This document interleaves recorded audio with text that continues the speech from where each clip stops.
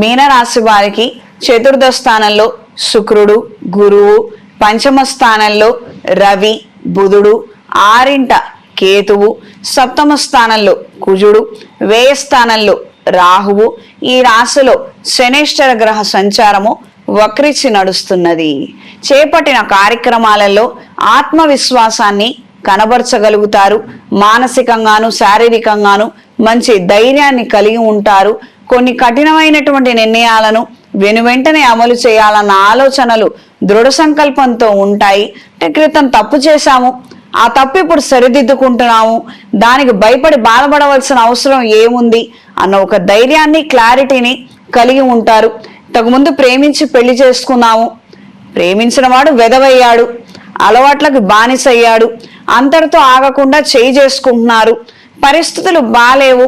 ప్రాణరక్షణ important కదండి. ప్రాణానికి మించి తెగించి ప్రేమించమని కానీ జీవించమని కానీ ఎవరూ చెప్పలేదు, ఎక్కడా చెప్పలేదు. ఎవరి జాగ్రత్తలో వాళ్ళు ఉండాలి. అబ్బాయి కావచ్చు, అమ్మాయి కావచ్చు. పరిస్థితులు ఇందుకు విరుద్ధంగా ఉన్నాయి. తెగదెంపులు చేసుకోవడమే మార్గము. పెద్దవాళ్ళని ఆశ్రయించగలుగుతారు. కోర్టు, పంచాయతీ, పోలీస్ స్టేషను ఇది కొంతమంది జీవితంలో సర్వసాధారణంగా మారుతుంది. కొంతమందికి వెంటనే విముక్తి కలిగి ఉపశమనం లభించే అవకాశం ఉంటుంది. కొంతమంది జాతకంలో గ్రహస్థితులు అనుకూలంగా లేనట్లయితే, జరుగుతున్నటువంటి విపరీత చర్యకి సహకరించినట్లయితే కొన్నాళ్ళు ఇబ్బంది పడే అవకాశం ఉంటుంది. 2-3 సంవత్సరాలు కోర్టు చుట్టూ తిరగడము, ఈ రకమైనటువంటి పరిణామాలు చోటు చేసుకునే అవకాశం ఉంటుంది.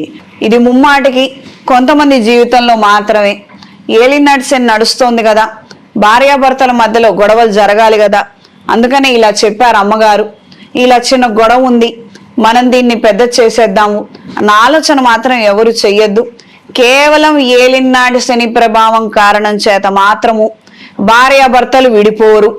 ప్రేమించి పెళ్లి చేసుకున్న వాళ్ళు అసలే విడిపోరు.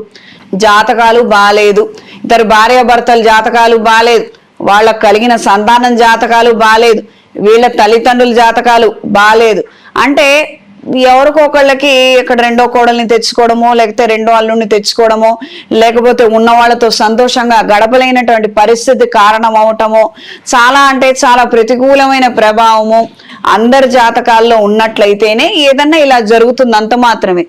కేవలం ఏలినాటి శని కారణంగా మాత్రము భార్యాభర్తలు విడిపోలేరు, భార్యాభర్తలు గొడవ పడలేరు. అసలు యథార్థానికి వీళ్ళకి అంత స్పృహే ఉండదు, అంత గొడవ పెట్టుకోవాలన్న ఆలోచన కూడా ఉండదు.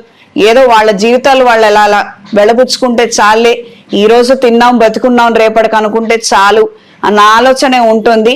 ఎంతసేపు బతకడం కోసం పోరాడుతున్నట్టుగా ఉంటుంది వీళ్ళ జీవితం. పక్కన వాళ్ళని టార్గెట్ చేయాలి, ఇబ్బంది పెట్టాలి అన్నంత ఆలోచన ఏం శనేశ్వరుడు ఇవ్వడు.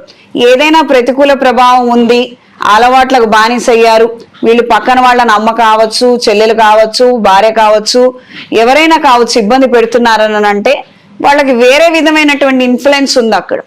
కేవలంగా శనేశ్వరుడు మాత్రం జీవిత సత్యాలను నేర్పిస్తారు. మనం ఎలా బతకాలి, మనం ఇంకాస్త మంచిగా ఎలా బతకగలుగుతాము, మన ద్వారా 10 మందికి మంచి ఎలా చేయగలుగుతాం. ఈయన ఎంతసేపు ఇవే నేర్పిస్తుంటారు, ఇదే చక్రంలో తిరుగుతుంటారు తప్పించి పక్కన వాళ్ళను మాత్రం టార్గెట్ చేసి ఏమి అనరు. అనవసరమైనటువంటి నిందలు మాత్రం శనేశ్వరుడి మీద వేయవద్దు. పైగా ఆయన వక్రిచున్నారు, ఎన్నో అంశాలలో మంచి పురోగతిని సాధించగలుగుతారు. కట్టడం ఆగిపోయినటువంటి నిర్మాణాలు మళ్ళీ పునర్ప్రారంభించగలుగుతారు. వ్యవసాయదారులకు మంచి ధైర్యం వచ్చి మళ్ళీ వ్యవసాయాన్ని మొదలు పెట్టగలుగుతారు. ఏదైతే తప్పు చేసామో వారు సరిదిద్దుకోవడానికి మంచి అవకాశం వస్తుంది. యూటిలైజ్ చేసుకోండి, అన్ని విధాలా బాగుంటుంది. ఈ వారం స్త్రీలకు వృత్తి, ఉద్యోగ, వ్యాపారాలలో అనుకూలమైన మార్పులు ఏర్పడతాయి. దూర ప్రయాణాలు, ఆకస్మిక ప్రయాణాలు అనుకూలంగా ఉంటాయి. మంచి ప్రజాదరణ కలిగి ఉంటారు. కళా సాంస్కృతిక రంగాల్లో ఉన్న వారికి కాలం అనుకూలంగా ఉంటుంది. స్టేజ్ పర్ఫార్మెన్స్ ఇవ్వగలుగుతారు. మ్యూజిక్ ఇన్స్ట్రుమెంట్స్ ఉపయోగించే వారికి కూడా కాలం అనుకూలంగా ఉంటుంది. మంచి ఆకర్షణ శక్తి కలిగి ఉంటారు. సన్మాన సత్కార యోగ్యతలను అందుకోగలుగుతారు. ఈ వారం మీనరాశి వారికి కలిసొచ్చే రంగు ఎరుపు, కలిసొచ్చే దిక్కు తూర్పు, కలిసొచ్చే సంఖ్య 2. ప్రతిరోజు అంగారక స్తోత్రాన్ని పఠించండి. అవకాశం ఉన్నవారు, ఆర్థిక బాధలు మరింతగా ఎక్కువ ఉన్నవారు అఘోర పాశుపత హోమాన్ని జరిపించండి. మంచి మార్పులు ఏర్పడతాయి. చేతికి మహాపాశుపత కంకణాన్ని ధరించండి.